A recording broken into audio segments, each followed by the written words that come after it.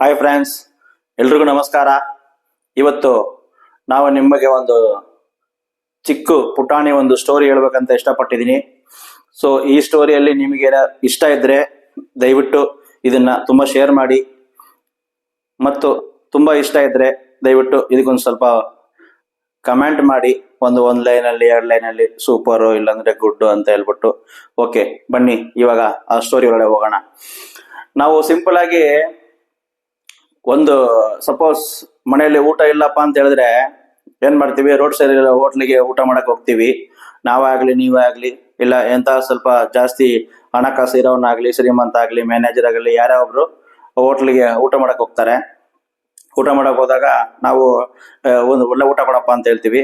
ಒಳ್ಳೆ ಊಟ ಅಂತ ಹೇಳಲ್ಲ, ಒಂದು ಊಟ ಕೊಡಪ್ಪ ಅಂತ ಹೇಳ್ತೀವಿ. ಆ ಹೋಟ್ಲ್ ಅವನ ಊಟ ಕೊಡ್ತಾನೆ. ಆ ಊಟ ಕೊಟ್ಟಿದ್ಮೇಲೆ ನಾವು ಅದನ್ನ ತಿನ್ನಕ್ಕೆ ಸ್ಟಾರ್ಟ್ ಮಾಡ್ತೀವಿ. ಅದರಲ್ಲಿ ಒಂದ್ ಸ್ವಲ್ಪ ಉಪ್ಪು ಖಾರ ಏನಾದ್ರು ಕಮ್ಮಿ ಇದ್ರೆ, ಏನಪ್ಪಾ ಸ್ವಲ್ಪ ಉಪ್ಪು ಕಮ್ಮಿ ಇದೆ ಅಂತ ಹೇಳ್ಬಿಟ್ಟು ಕೆಲವರು ಹೇಳ್ತಾರೆ. ಕೆಲವರು ಅದನ್ನ ಏನು ಹೇಳಲ್ಲ, ಆಯ್ತಪ್ಪ ಅಂತ ಹೇಳ್ಬಿಟ್ಟು ಸುಮ್ನೆ ತಿನ್ಬಿಟ್ಟು ಹೋಗ್ತಾ ಇರ್ತಾರೆ. ಅಂತದ್ರಲ್ಲಿ ಒಬ್ಬ ಏನಪ್ಪಾ ಉಪ್ಪು ಕಮ್ಮಿ ಇದೆ ಅಂತ ಹೇಳ್ಬಿಟ್ಟು ಹೋಟ್ಲನ ಹತ್ರ ಹೋಗ್ಬಿಟ್ಟು ಹೇಳ್ತಾನೆ.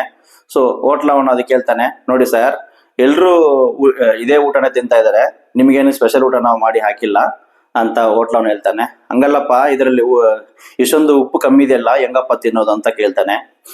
ಅದನ್ನ ಕೇಳ್ತಾ ಇದ್ದ ಪಕ್ಕದಲ್ಲಿರೋ ಇನ್ನೊಬ್ಬ ಹೇಳ್ತಾನೆ, ನೋಡಿ ಸರ್, ಹೋಟ್ಲಲ್ಲಿ ಇಲ್ಲ ಮನೆಯಲ್ಲಿ ಎಲ್ಲೇ ಆಗ್ಲಿ, ಊಟ ನಾವು ಏನ್ ಮಾಡ್ತೀವೋ ಅದು ನಮ್ಮ ದೇಹಕ್ಕೆ ಎಲ್ಲ ಎನರ್ಜಿ ಸಿಗ್ಲಿ ಅಂತ ಹೇಳ್ಬಿಟ್ಟು ಮಾಡೋದು. ನಿಮ್ಮ ನಾಲಿಗೆ ರುಚಿಗೆ ಬೇಕಂತ ಹೇಳಿದ್ರೆ ನೀವು ಒಳ್ಳೆ 5 ಸ್ಟಾರ್ ಹೋಟ್ಲಿಗೆ ಹೋಗ್ಬೇಕು. ಅದರಲ್ಲಿ ನಿಮಗೆ ಯಾವ್ದು ತರ ಟೇಸ್ಟ್ ಹೆಂಗಿರ್ಬೇಕು, ಉಪ್ಪು ಎಷ್ಟಿರ್ಬೇಕು, ಖಾರ ಎಷ್ಟಿರ್ಬೇಕು ಎಲ್ಲ ನಿಮ್ಮನ್ನ ನೋಡಿ ಹಾಕ್ಬಿಟ್ಟು ಕೊಡ್ತಾನೆ.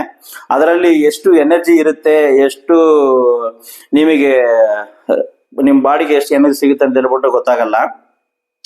ಯಾವತ್ತು ನಾವು ಈ ಮನುಷ್ಯರು ನಾಲಿಗೆಗೆ ಮತ್ತು ಹಲ್ಲಿಗೆ ಒಂದೇ ಒಂದು ಸಿಗ್ನಲ್ ಅಲ್ಲ ಇನ್ಫಾರ್ಮೇಶನ್ ಒಂದು ನಮ್ಮ ಮೈಂಡ್ ಇಂದ ನಮ್ಮ ಮನಸ್ಸಿಂದ ಅದಕ್ಕೆ ಕೊಡ್ಬೇಕು.